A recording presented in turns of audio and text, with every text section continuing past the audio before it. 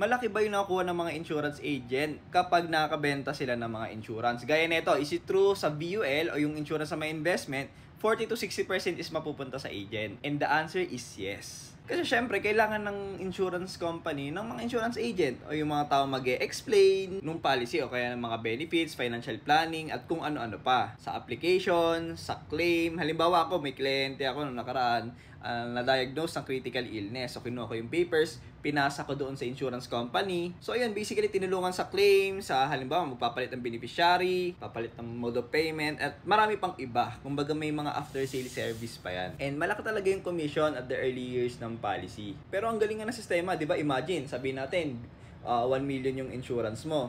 Tapos, nagbabayad ka ng 2,000 per month. At first year, sabihin natin, kalahati, makuha 50%. So, 1,000 mapupunta doon sa agent mo na nag-explain sa'yo. So, grabe, di ba? Insured ka na ng 1 million, nagka-customer pa yung insurance company, nagkasahod pa, nagka-commission pa yung agent mo. Ang galing, di ba? Di ba? So, yun lang, totoo yan.